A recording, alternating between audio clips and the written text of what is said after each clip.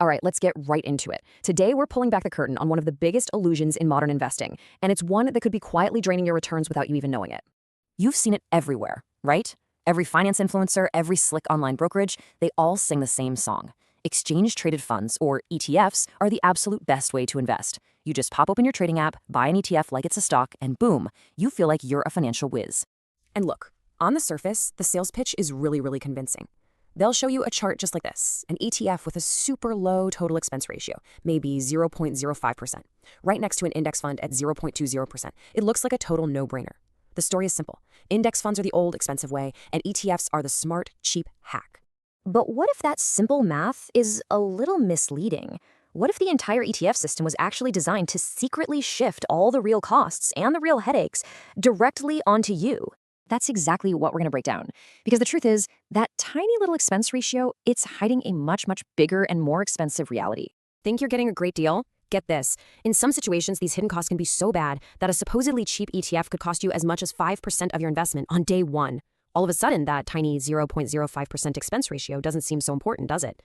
So where on earth do these costs come from? Well, let's unmask the 5 hidden traps of the ETF illusion that the industry really doesn't want you to know about. And here they are, the 5 culprits. We've got the brokerage trap, the demat trap, the exit penalty, the bid-ask spread, and the NAV mismatch. Let's go through each one and see how they work. Okay, first up, the brokerage trap. When you buy an index fund directly from the source, the transaction charges are almost always zero. But with an ETF, since you're buying it like a stock, you can get hit with an equity delivery brokerage fee. That alone can wipe out your supposed cost savings. Then you've got the demat trap.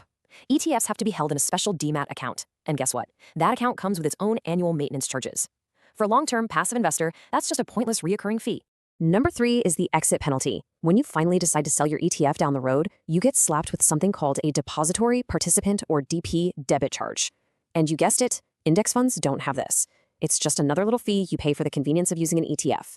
But this next one, this one is probably the most dangerous of all. With an index fund, you always buy at the fund's exact true value for that day. But with an ETF, you're buying it on the stock market from a middleman. So think of it like a jeweler. They buy gold at the real market price, but they sell it to you for a little bit more. That gap, the spread, is their profit. The same thing happens with ETFs. If the fund's true value is 100 rupees, the middleman might sell it to you on the exchange for 105. That's a 5% loss the instant you click the buy button. So this raises a huge question, right? If ETFs are loaded with all these hidden costs, why do they even exist? Well, the truth is, they weren't really created to help you. They were created to help the big mutual fund companies. See, it all comes down to shifting risk and responsibility.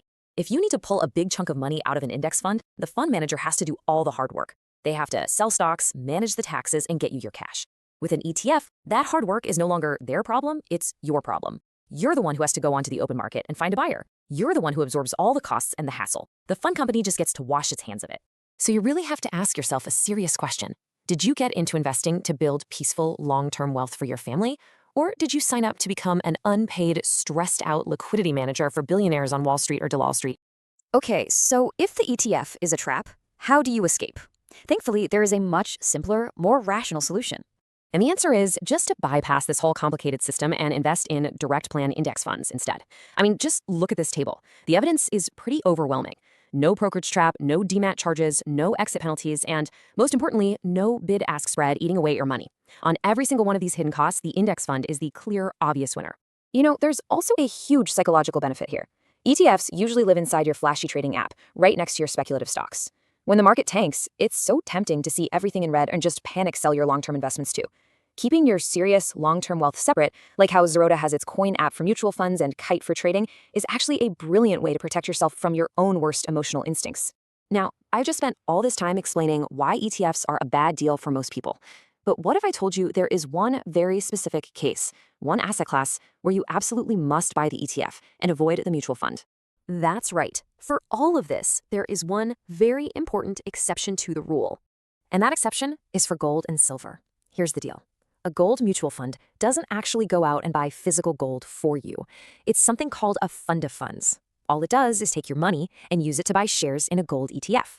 This means you pay the expense ratio for the mutual fund, and then that mutual fund turns around and pays the expense ratio for the ETF it bought.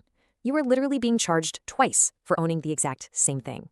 So just to be clear, a fund of funds is just a wrapper. It's a mutual fund that only invests in other funds, which means you end up paying 2 layers of fees.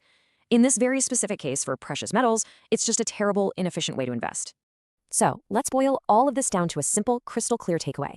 When it comes to equities, your Nifty 50, your S&P 500, use direct index funds to protect yourself from all those hidden fees. But when it comes to precious metals like gold and silver, you should use ETFs to avoid paying double the fees.